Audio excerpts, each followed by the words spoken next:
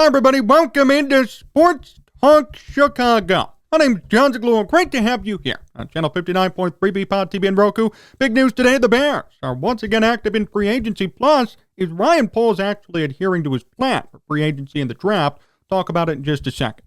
Before we get started, make sure you follow me on Twitter and Instagram at Jon Z Sports and on Facebook at Jon Zaghloul. You want to watch more of my show? Search up Sports Talk Chicago on YouTube or go to sportstalkchicago.com. You want to watch other shows from the BPOD TV network? Search up BPOD TV on YouTube. I want to start today with this. Familiarity in the NFL is pretty underrated. You're able, as a player, to go to a team that you're familiar with, a system that you're familiar with, you're going to thrive. And it's going to be a mutually beneficial signing. Now, we forget about this all the time when players hop from team to team about learning a new offense, a new defense, a new scheme. It's not easy. Look at Jay Cutler here in Chicago. How many offensive coordinators did he go through here with the Bears? And many people wonder why he never found a rhythm. It's not easy, even for veterans. There needs to be some sort of familiarity, some sort of comfortability. Look at Mitch Trubisky. Look at Justin Fields last year, even. No comfortability, and in a system from Matt Nagy in which you had to conform to him, not the other way around. Telling you, we forget about it. It's underrated. Nobody talks about it. But for the player's experience, for their performance even, a lot depends on the system you're in. So when you find a team as a player that has your system, you could conform to it easily, you're familiar with it, you will produce. And you may even exceed what the market thought you would do. The Bears recently signed a new linebacker, Al-Quadin Muhammad, from Indianapolis Colts. Sound familiar? Well, Matt Eberflus was his defensive coordinator. I thought this was a great signing from Ryan Poles, and for Eberflus's sake, Muhammad last year, career season, started all 17 games for the first time in his career. 6 sacks, 48 tackles.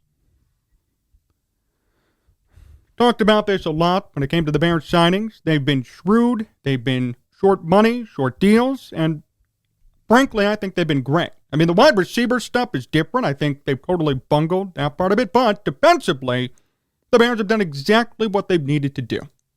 This was another great signing.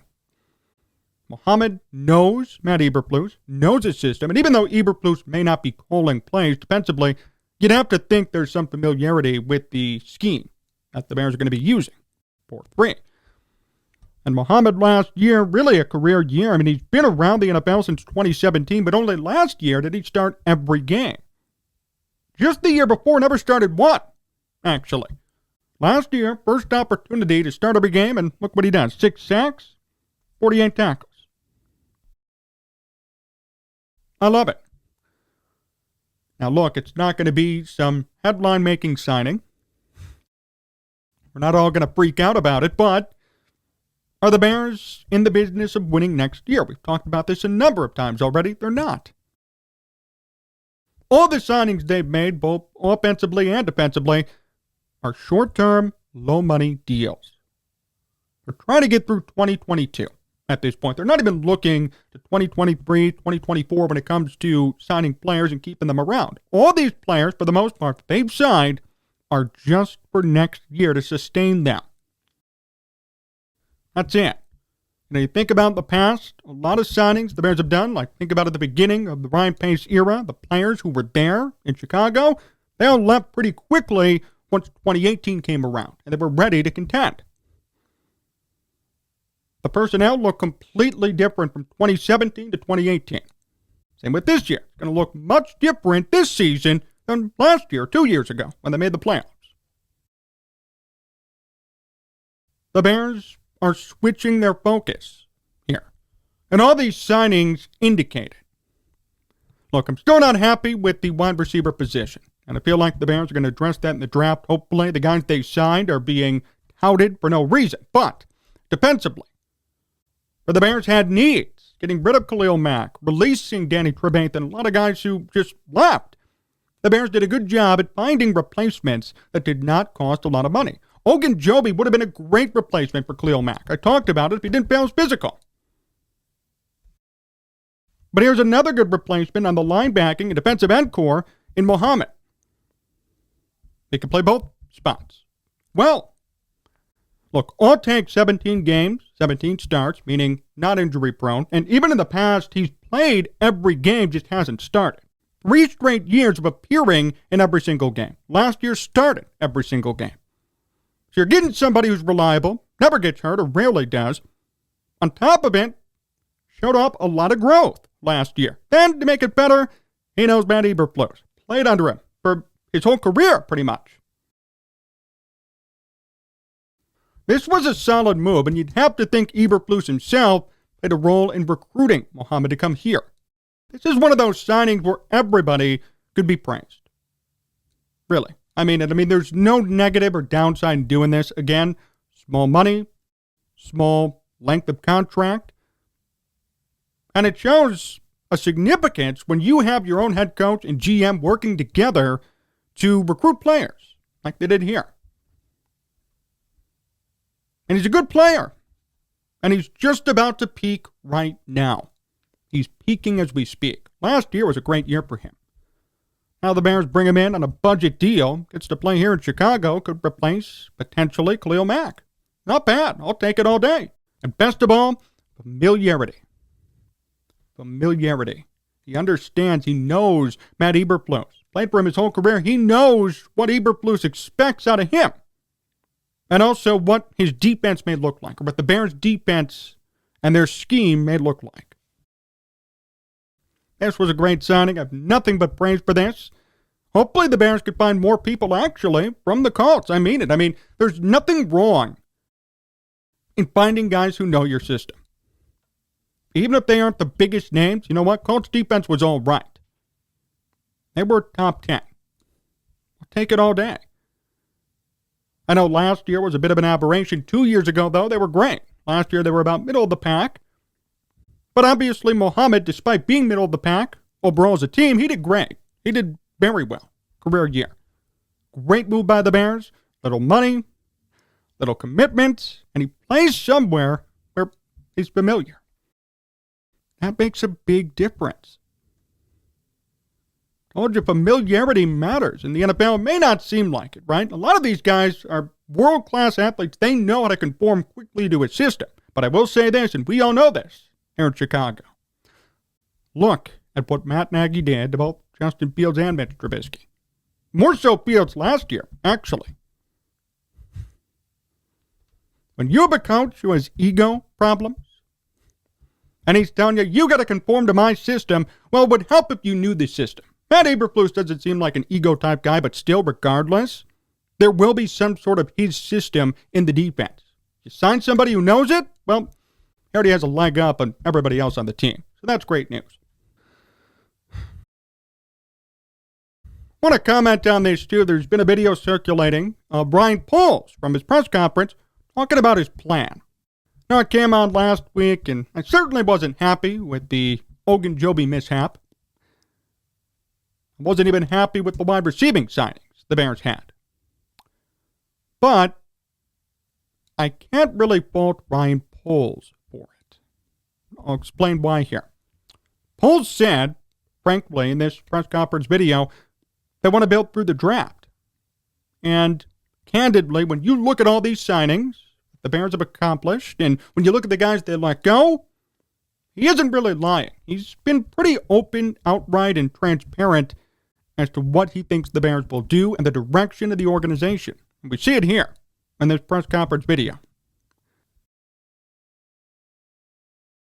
The thing I didn't like about their signings at wide receiver is that they were touted for no reason. St. Brown from the Packers is literally a WR5. So don't tell me he's some deep threat or he might do well in this offense. He may not even play. To be honest, if the Bears could draft somebody, draft a couple of guys, he may never see the field. Got Daz Newsome too. I'd rather Daz Newsome get a shot over this guy with 98 receiving yards last year with Aaron Rodgers. The same with Pringle. Pringle is a WR3, WR4 in Kansas City. And although he had a career year last year, career year meaning 600 yards, who cares? It doesn't necessarily mean he's just going to be great here in Chicago. Oh, but you didn't watch the tape on him. I've seen him play, first and foremost. And secondly, even with the tape, you can see great things on the tape that doesn't necessarily mean it translated to results. Look at his numbers. His tape might look great, but the numbers don't lie either. 600 receiving yards, sorry. That is WR3 production at best. At best. Certainly not a number 2 wide receiver. And I saw people comparing him to Allen Robinson. Way different story. Allen Robinson was purposefully sabotaged. That's been documented. We've known about that for years now. From 2020, we knew that was happening. This is different. Can't compare the numbers on both them when there is an extenuating circumstance for Robinson and for his production and his spot on the team. Pringle didn't have any of that. He was a nobody in KC. They had Tyreek Hill. Everybody else was just plug and play, wide receiving wise. He happened to put up 600 yards. Great. And the Bears did not pay him a lot of money, to their credit. They did not pay him a lot of money, nor sign him for a lot of years. I'm happy with that part of it. But this idea that he's going to be a solid number 2 or potentially be a number 1, 1A, 1B with Darnell Mooney for 600-yard wide receiver, that's ridiculous. That's like Christian Kirk and the Jaguars all over again. Paying Christian Kirk wide receiver 1 money, claiming he's your wide receiver 1 when he's never had a 1,000-yard season. Pringle is in that same boat. I'm not going to proclaim that Pringle's a number 2 or even a 1A, 1B when he has numbers that suggest WR3 at best. Here's what it all goes back to, though. Ryan Poles said in his press conference we're going to build through the draft, and to his credit, even though I lit him up a little bit last week, to his credit, he's following through on his promise. We have to wait until the draft. And that's simply it, and that's fine by me. Especially, I want to see what he does in the draft because look back at Ryan Pace and what he did. There were a lot of flops. A lot of good things in the late rounds, but a lot of big flops, starting with Kevin White. First ever pick. Totally screwed that one up. Like Poles, wanted a wide receiver. Drafted one, didn't work. Kevin White did nothing in the NFL period.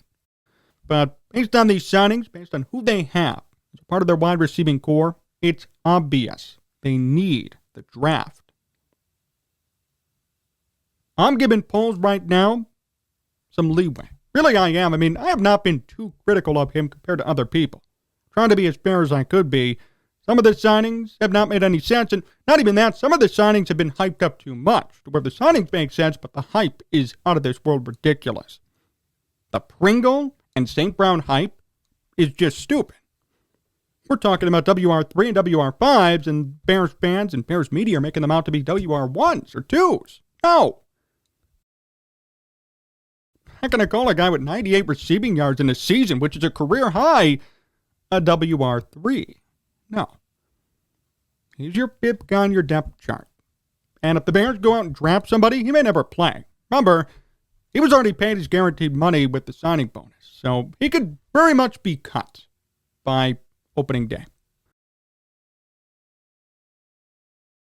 But I do like, for Poles at least, the defensive signings and the overall signings have been low money, low years. That's great. But the draft is going to make the biggest difference in the world for him and for how you're going to judge his offseason.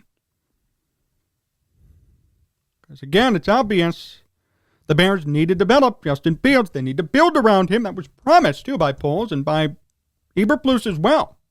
And it was shown symbolically at the press conference. They brought out Fields. They said he's going to be the guy. Then build around him. This is where the draft's going to come in handy. If they do not do that, if they do not draft a lot of offensive linemen and wide receivers in this draft, then you know something's up. And there's a problem. Because even if you bring in a new offensive coordinator, which is great, I'm so happy about that, but still, if there's nobody to protect him and nobody to throw the ball to, you will not succeed as a quarterback. It doesn't matter what team you're on. So Ryan Poles has some work to do. And I would hope that they draft good wide receivers. The top 3 wide receiving prospects out there, including Olave, much better than who the Bears signed in free agency. Yes, even Pringle. You know what? I'd rather have somebody who has not done anything in the NFL and has sky-high potential first-round talent, than somebody who has 500 yards 1 year in Kansas City's offense with Patrick Mahomes as his quarterback. I'd love to see Pringle replicate or exceed those stats in a developing system with Justin Fields. It's not going to happen. Really isn't. Darnell Mooney's going to be the preferred target, which is fine. He might get another 1,000 yards. What about after him? Last year was Allen Robinson who was second. Whether he was sabotaged or not, the fact is, he didn't get many yards. Then who? Damiere Byrd? I mean, come on here. I don't care what his tape looks like either. I really don't, because Pringle will not replicate what he did in KC in a new system with a brand new quarterback who's essentially a rookie. This is going to be Justin Fields' first year taking first-team reps. This is going to be Justin Fields' first year as the presumed number 1 starter. I treat this like his rookie year. I really do. This is Justin Fields' rookie year. For the first time, he'll be the number 1 guy. Everybody knows it. Consensus number 1. No issues, no competition. This is where we see what he's made of. And I hope for the best. But still, there are going to be growing pains. Another new offense, new look, new feel for this team. I don't expect Pringle to replicate what he did in KC. I expect Fields to improve, but by how much we don't know either. And it's all dependent on the draft at this point. Because obviously in free agency, the Bears did not prioritize wide receiver. And not too much on the O-line either. They're banking on the draft, like Ryan Poles said, and that's fine. But make sure you get this right for Fields' sake. And don't hype up who they got. These are journeymen. Sorry, they are. St. Brown has a career-high 98 receiving yards last year. Don't tell me he's a WR3. He's a 5 at best. He may not even be on the team come September. You have to look at this realistically here. Even when we talk about tape is very helpful, but you know what? What about the situation too? Let's look at the context of that tape. Let's look at the context of the tape. Hey, when you're playing for KC, Patrick Mahomes is your quarterback, Andy Reid your play caller, yes, you're going to have 600 receiving yards easily. What about here? What about with the rookie quarterback? Brand new offense, and no guarantee that you will be the number 2. If the Bears draft a top wide receiving prospect, they automatically should be the number 2, and Pringle should be relegated to 3. Just got to keep all this stuff in mind when we talk about breaking down good or bad signings, how they're going to pan out, and what they'll do here in Chicago. Everything has context. You can't just look at tape and say, he's good, he's bad. No, because in the right system, with a good coach, with proper coaching, that tape could get better or worse. And numbers could get better or worse. Production. That's how you have to look at this. When it comes to Pringle, when it comes to anybody, even the defensive signings, the Bears had too. I'm happy about them. I like them. But how are they going to do in a new system with a new team and a new feel? But I'm very optimistic about Muhammad because, again, he knows Matt Eberflus. He knows the program and how it works under Matt Eberflus too. I also want to say this. I've been pretty down the middle about Justin Fields. I've not hopped on the hype train. I don't think I've been too critical. I want to see results, of course. I will say this, though. The Bears did a good job in drafting him last year. Look at the quarterback carousel we see today. So imagine if the Bears drafted somebody else. Or, conversely, if the Bears went after somebody else. Because we knew Mitch Trubisky was not coming back. We all knew that. Well, look where they would be this year. Look at all these quarterbacks changing teams. No stability. I mean, Deshaun Watson, we don't even know if he's going to play this year. Matt Ryan's gone to Indianapolis. Carson Wentz to the Commanders. There's been a lot of movement with guys. Some teams today still may not even have a quarterback. The Falcons picked Marcus Mariota to replace their franchise QB. And they traded Matt Ryan for a third-round pick. Think about that. Matt Ryan may end up being a Hall of Fame quarterback. He's an MVP winner, and he's not bad at all. Probably top 10, top 15 QB. He was traded for a third-round pick, and the replacement is Marcus Mariota. That's the replacement. Imagine if the Bears were in that situation this year. They didn't draft Justin Fields. Imagine having Andy Dalton to be the real starter, having him maybe take the Bears to a 500 record, 8-9, 9-8, maybe a playoff appearance, a fringe team, and then being in this situation where you have no quarterback. This quarterback class is weak coming up. Who are you going to go after? Not going to take Mitch back. Going to get Carson Wentz maybe? Matt Ryan? I mean, these are not futuristic names. Justin Fields could be your quarterback for 15 to 20 years and a franchise guy. These guys, you know who you're getting. You know what you're getting out of them. So it's just interesting to note that even though at the time I wasn't happy the Bears traded up again and lost a first-round pick, might have been the best decision they made. I like Matt Ryan. I like Carson Wentz. They're productive in the NFL. But how long will they last? And will they take you to a Super Bowl? Matt Ryan will, but will Carson Wentz? I love Carson Wentz. I'm a huge fan. Never turns the ball over. Good passer rating. Puts up some good yards. Lots of touchdowns. 27 touchdowns, 7 picks. I'll take it all day long. But will he win in a big game? Will he lead you to a Super Bowl? Probably not.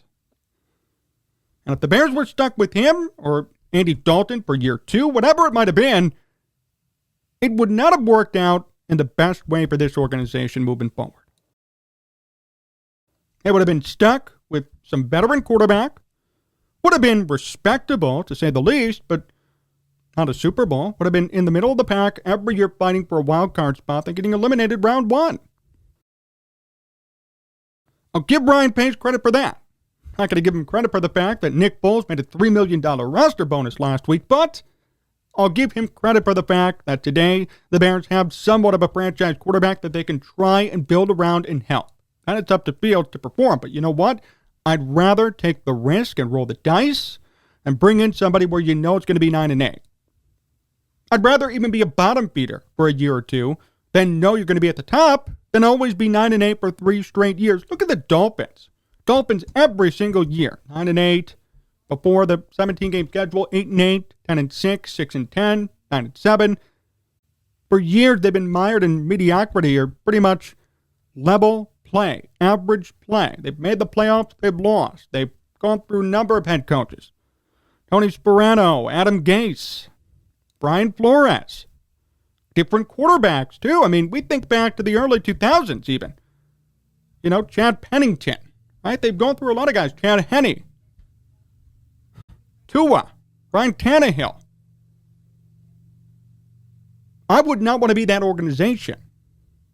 I would not want to be in that position.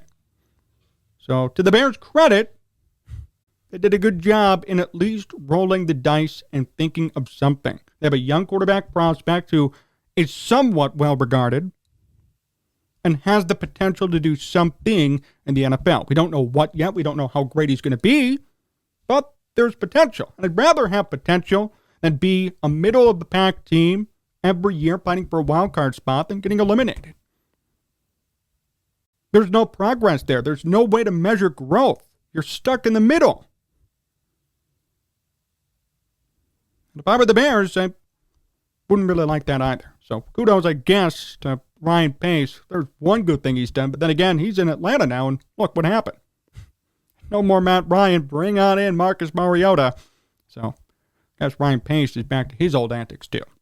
Thanks for watching today's show here at VPod TV, channel 59.3 in Roku. Really appreciate the time. Remember, you can follow me on Twitter and Instagram at Jon Z Sports and on Facebook, Jon Zaghloul. If you want to watch more of this show, search up Sports Talk Chicago on YouTube or go to sportstalkchicago.com and make sure you tune in every night at 10:30 right here on VPod TV. So long, everyone.